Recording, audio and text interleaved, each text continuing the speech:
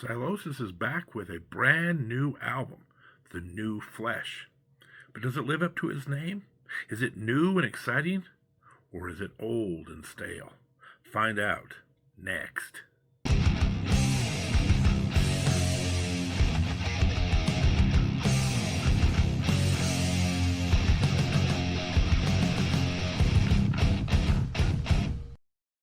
Welcome, metal enthusiasts, to a brand new episode of The Metal Dude Abides. Tonight we're going to take a look at the brand new album from Sylosis, The New Flesh. Now, I started this channel back in 2023, and my first ever end of the year top albums, one of the top 5 albums that year was Sylosis, with their album A Sign of Things to Come. They also made the top 10 songs of the year with Poison for the Lost. Fast forward to the year 2024, and they had one of the best EPs of the year, The Path. And once again made top songs of the year with a song of that EP, Soured Ground. So, with much anticipation, it was announced that Sylosis would return in 2026. And since the Olympics are going, let's just say, has Sylosis made the medal round? Have they struck gold again? Let's find out.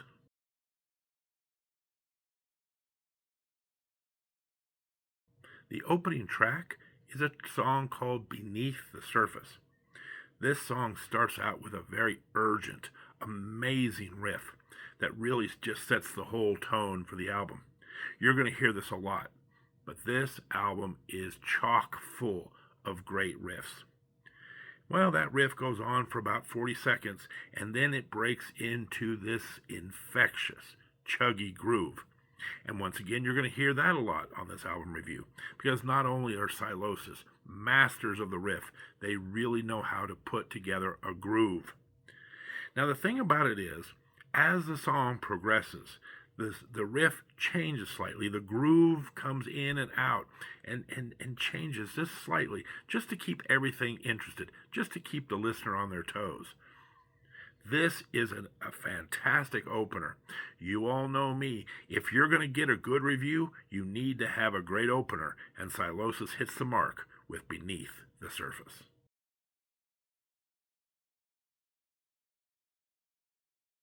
The second song on this album is also the second single Sylosis released prior to the release of this album, a song called Erased. Now, it's a little bit of a departure from the first song in that this one is much more melodic and actually features a little bit of clean vocals on a very catchy chorus.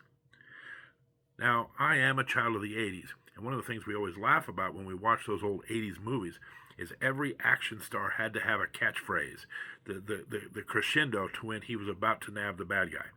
And here, Sylosis has a great catchphrase. Here's your parting gift. Anyway, this song is a little bit more melodic, but it's also still very heavy, has some great riffs, and it just drips with attitude.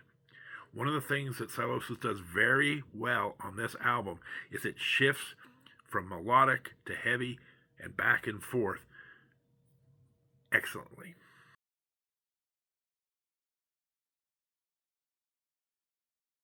As I just got through saying, Sylosis does a tremendous job of structuring this album in a way where the songs all complement each other and contrast with each other. Point of fact, track 3, All Glory, No Valor. This is a much heavier song than the previous song, Erased. It starts out fast and really highlights some fantastic drumming by Ali Richardson. Now, the funny thing about this is there's a big tempo shift at about the 1.5-minute mark where they break into this furious riff. But then at the 2-minute mark, they slow down this riff. This is a really cool effect because it really brings about the heaviness and the crunchiness of those riffs. But that just sets up a tremendous blazing guitar solo, and then they slow it back down at the end. It keeps the listener engaged, but also guessing as to where the song is going next. A brilliant song, lots of changes in tempo, lots of changes in attitude, really like this, and it's again, a big contrast from the first two songs. Well done, Sylosis.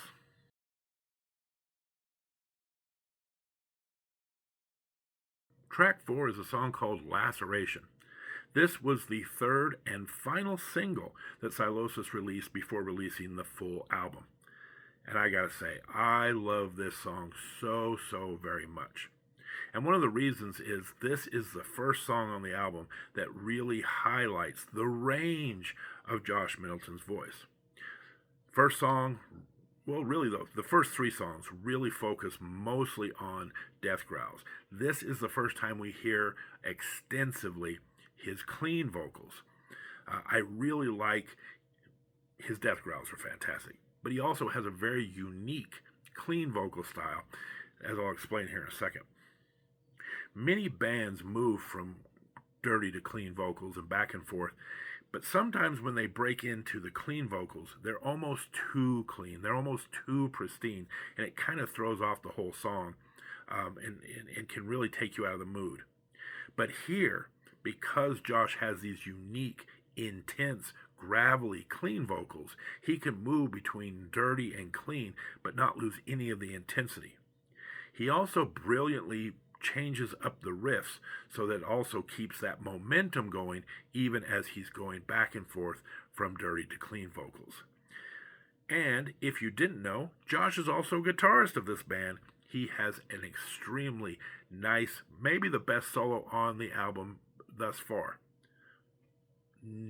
All things good on this song. If you want to check out Sylosis and you say, Metal Dude, what is the one song you want to point me to start? It's right here. Track number 4, Laceration.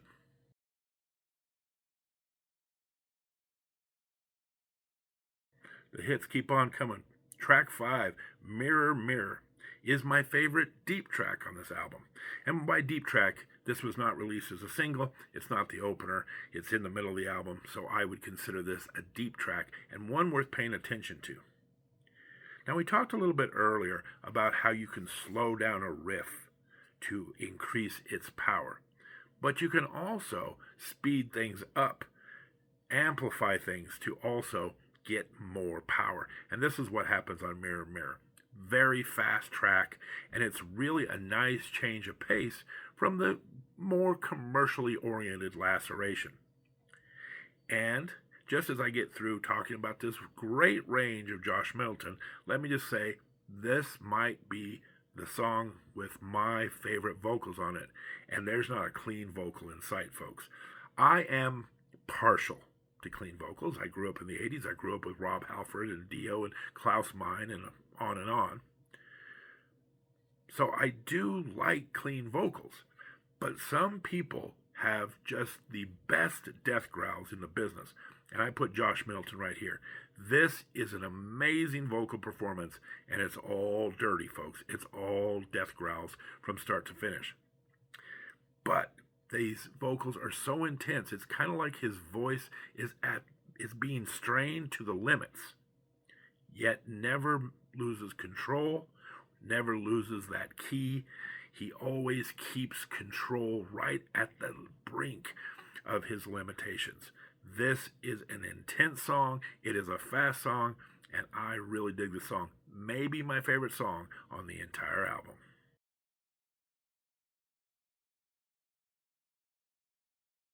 Track 6 is a little ditty called Spared from the Guillotine. Nice title. Now, I'm going to address a little bit of controversy with this band. You see, if you go back into the early albums of the catalog, Sylosis is primarily a thrash metal band. In fact, they're still classified as a thrash metal band. But if I listen to their last few albums, it's kind of hard to say this is a thrash metal band because they have so many elements of melodic death metal and even metalcore in their music. So, many of their older fans are still kind of wanting them to go back to a more thrash-heavy sound. If you're one of those fans, this song might be for you. It has a real old-school thrash metal feel, really fast, bombastic thrash metal riffing. You need to check this out. If you've kind of been lukewarm to the newer Sylosis sound? Check this one out. It is a throwback to the older days.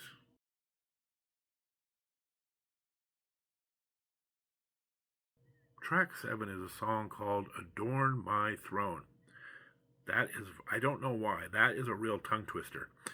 I've had to do this take like 3 times because I can't get that title out of my mouth. Anyway, this is a very unique song on the album in that it has, for the first time, some elements of atmosphere that come in. You are almost in like a dream-like, mesmerizing type entry. Even Josh Middleton's opening vocals on this are kind of distorted, sound somewhat futuristic. But don't be lulled into a false sense of security. This is a real banger. It is chock full of some real bona fide hate, some of the best extreme vocals, and once again, as much as I want to talk about Josh Middleton's voice, can't forget about one of the best guitar solos across the entire album right here. Another great song, Adorn My Throne.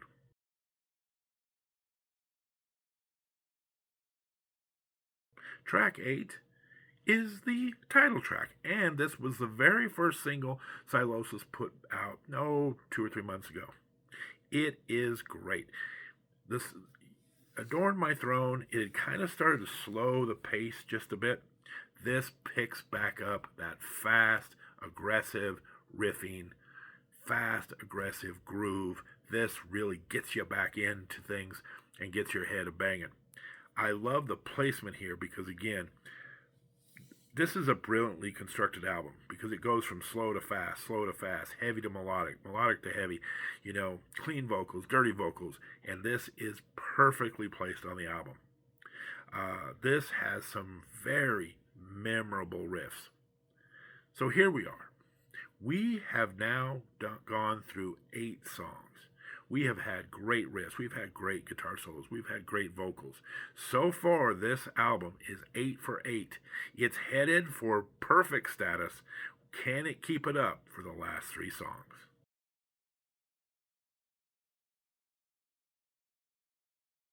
I cannot tell you how much I've enjoyed these first 8 songs.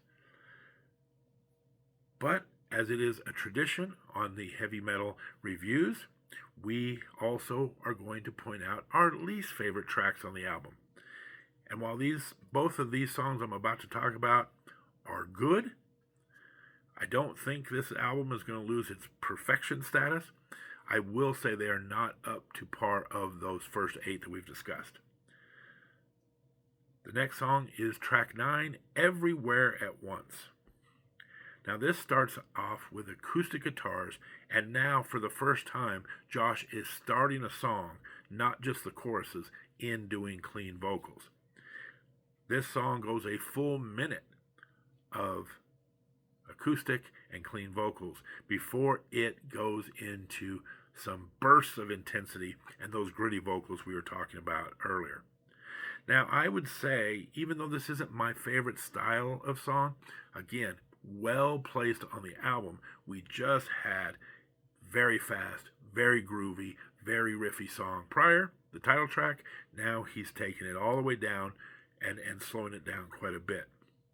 Now, I don't know if I would call this a ballad or not by the classic sense of it, because again, while there is some acoustical work here, and it is definitely much lighter than the rest of the album, there are still chunks of this album. Kind of interesting, the choruses in this song are very intense, and again, Josh's gravelly vocals really take that up to a point where if you think about that classic ballad, I don't think this one fits. Conversely, track 10, Circle of Swords, is just another blast of pure heaviness, and it really jolts you back after this lighter song, Everywhere at Once.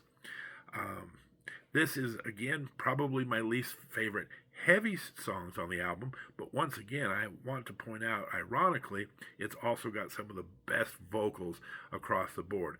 Once again, Josh, completely dirty vocals, but the intensity of the vocals on this song, even up into some screaming, is really top notch.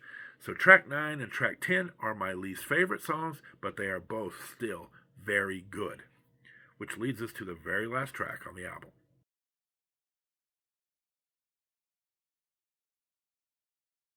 The final song on the album, Seeds in the River. Now this song starts off really heavy, a great fast riff to start. The drums on here, again, sensational work, but it breaks up into lighter choruses.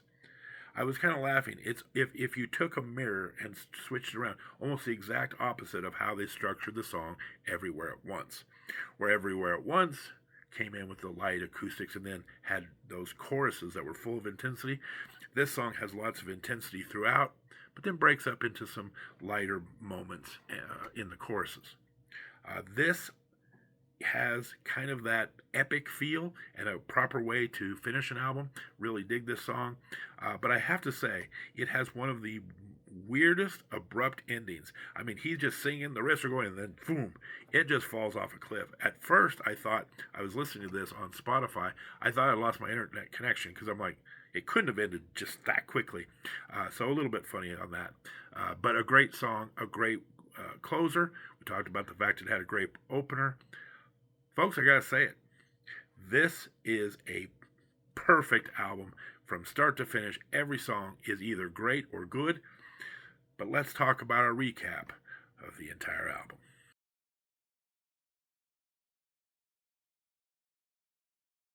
I guess at this point of the video, you can tell after all this gushing that I like this album quite a bit. This album is full of groove, it's full of riffs. I think Sylosis does such a great job of using riffs in a very interesting way. They are constantly using riffs to change the pace of the song, to change the tempo of the song, to even change the emotional tension in a song. Really good, interesting work here. Not just getting into a riff and playing it throughout the song. They're constantly changing things up. Keeps it really interesting. As I said earlier, I'm a big fan of clean vocals. My favorite vocalists of all time are all going to be guys that can really bring the clean vocals. But Josh Middleton, I gotta throw a shout out here. The best dirty vocals in the game. Once again, he has a lot of grit along with a lot of power. He does some interesting things, mixes things up. Lots of intensity. Really like his vocals. One of my favorite vocalists going today. Really find the way he puts his vocals together very interesting. Always, again, trying to figure out where he's going next. The album as a whole, really, again, love those first 8 tracks. All of them are super. It slows down just a little bit towards the end. A couple of the songs towards the end are not fantastic, but they're still very good songs. Overall, I'm going to give this a perfect score. 11 out of 11, really great songs.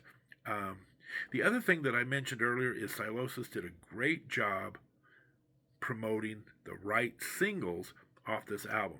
They start off with the title track, The New Flesh. A great way to start this thing out, a great way to bring fans into it. They follow that up with Erased, again, one of the more melodic tracks, but still very heavy. And then finally, that last single, again, maybe my favorite song on there is Lacerations. Really, it's always sad. I always get, kind of sad for a band that they put out singles prior to an album coming out, and the singles aren't very good. And then you get the album and you go, there were so many better tracks to choose from. Why did you choose these? Sylosis knows their material very well, and I think selected the right singles to bring anticipation together for this album. My favorite deep track, Mirror Mirror, the opening track, such a good way to open the album. So there's a lot of good songs to choose from. Folks, it's early in the year. We're only in February, but Sylosis is making a strong pitch to return at the end of the year for the best of lists for both. They're going to have some contenders for both songs and, of course, this album. Very good. Highly recommended. And that's the show. If you want to hear more album reviews, The best way to do that is to subscribe to the channel, ring the bell, give it a thumbs up, helps with the algorithm so that YouTube will figure out that you are a fan of this content. We are doing this every Tuesday night. We do album reviews. We go back into the history of heavy metal quite a bit. In fact, we are going to be looking at 1990 here in the next couple of weeks. So subscribe to the channel and don't miss any of the content. In the meantime, this is the Metal Dude signing off. Take care.